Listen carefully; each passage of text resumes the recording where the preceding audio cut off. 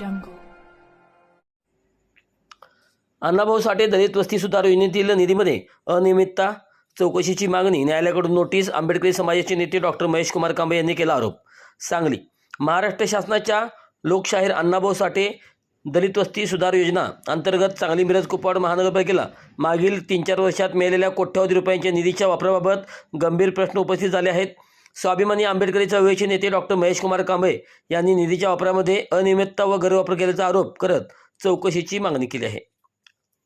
Doctor Kamble यांनी सांगितले की उपलब्ध माहितीनुसार माजी सभापती अनिता मोहन वानखेडे यांच्या कार्यकाळात 2 वर्षाच्या कालावधीत सुमारे 60 ते 65 कोटी रुपयाचा निधी प्राप्त झाला होता. तसेच इतर कालावधीतही 22 ते 25 कोटी रुपयाचा निधी मिळाला.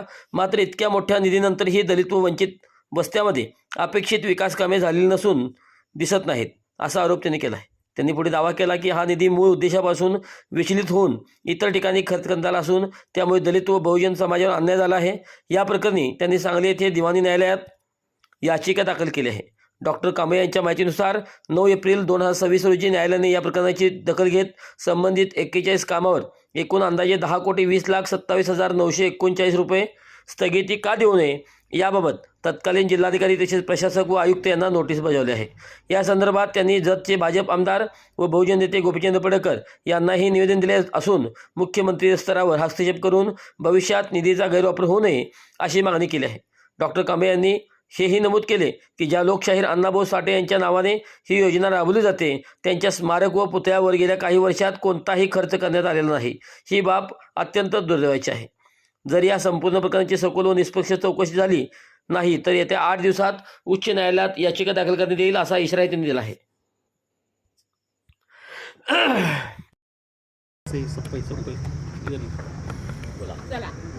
महाराष्ट्र सरकारच्या लोकशाहीर अण्णाभाऊ साठे दलित वस्ती सुधार योजनेअंतर्गत जो सांगली मिरज कुपवाड शहर महानगरपालिकेला गेल्या 3 ते 4 वर्षामध्ये मोठ्या प्रमाणात निधी प्राप्त झालेला होता आणि त्या सर्व घटनाक्रमाची पडताळणी केली असता मला अशी माहिती मिळाली की अनिता मोहन वानखेडे ह्या 2 वर्ष सभापती होत्या.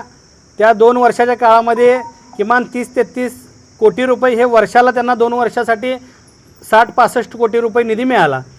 त्यानंतर प्रशासकीय काळामध्ये 22 कोटी रुपये 24-25 सालासाठी मिळाला.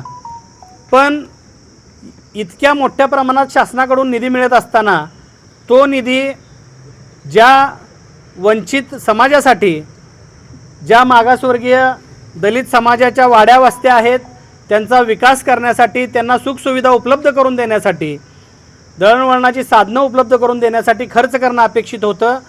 पण त्या पद्धतीनं झालेलं दिसून येत नाही. आणि सांगलीचे दिवाणी न्यायाधीश वरिष्ठ स्तर सन्माननीय यांच्या न्यायालयामध्ये या सर्व घटनाक्रमाचा मी एक याचिका दाखल केलेली होती. त्या याचिकेमध्ये आपण स्पष्टपणे मागणी केलेली होती की लोकशाहीर अण्णाभाऊ साठे दलित वस्ती सुधार योजनेचा निधी मूळ ठिकाणी दलित वस्तीच्या ठिकाणी न वापरता तो इतरत्र ठिकाणी वापरून या निधीचा अपव्यय केलेला आहे आणि हा निधी पळवून नेऊन वंचित दलित बहुजन समाजावर अन्याय केलेला आहे अशा पद्धतीचा आपण मागणी केली होती. आणि यामध्ये या सर्व प्रकरणाची सखोल चौकशी करून संबंधितांवर कारवाई करण्याची मागणीसुद्धा केलेली आहे. यामध्ये आपण प्रतिवादी माननीय जिल्हाधिकारी सो तत्कालीन आणि प्रशासक तथा आयुक्त सो तत्कालीन या दोघांना आपण पार्टी केलेलं होतं.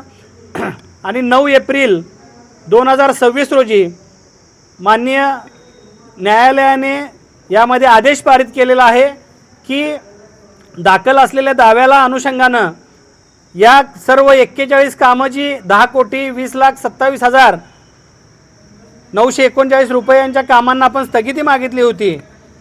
त्या कामांना स्थगिती का देण्यात येऊ नये म्हणून माननीय तत्कालीन जिल्हाधिकारी आणि प्रशासक तथा आयुक्त यांना इश्यू समन्स नोटीस माननीय न्यायालयाने काढलेले आहेत. आणि त्यासाठीच आपण आज ही आपल्या पत्रकार बांधवांसमोर सांगतोय की याच प्रकरणी मी जतचे भाजपचे आमदार आणि बहुजनांचे नेते आदरणीय गोपीचंद पडळकर साहेबांना सुद्धा निवेदन दिलेलं आहे की गोपीचंद पडळकर साहेबांनी माननीय मुख्यमंत्र्यांच्या हा विषय निदर्शनास आणून येणाऱ्या चालू वर्षातला जो निधी येणार आहे त्या निधीचा अपव्यय अशाच पद्धतीनं होऊ नये अशा संदर्भात आपण एखादा आदेश शासन स्तरावरून काढावा अशा पद्धतीची मागणी आपण केलेलं निवेदन पडळकर साहेबांना दिलेलं आहे।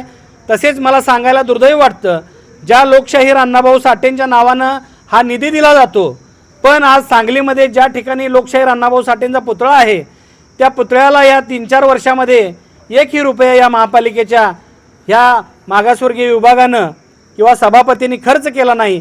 ही बाब खरं तर निषेधार्ह आहे की ज्या महामानवाच्या नावानं निधी येतो त्यांनाच तुम्ही उपेक्षित ठेवता, त्यांच्या समाजाला उपेक्षित ठेवता। ह्या गोष्टी योग्य नाहीत आणि आपण 24-25 सालाच्या निधीसाठी सांगलीच्या न्यायालयामध्ये दावा दाखल केला होता, पण आता अनिता मोहन वनखंडे ह्या 2 वर्ष सभापती होत्या सलग, त्या काळामध्ये सुद्धा अशाच पद्धतीची काही कामं झालेली आहेत का याची चौकशी करून कडक कारवाई करण्यासंदर्भात आपण माननीय उच्च न्यायालयामध्ये येणाऱ्या 8 दिवसामध्ये याचिका दाखल करणार आहोत, अशा पद्धतीची मी माहिती देतो।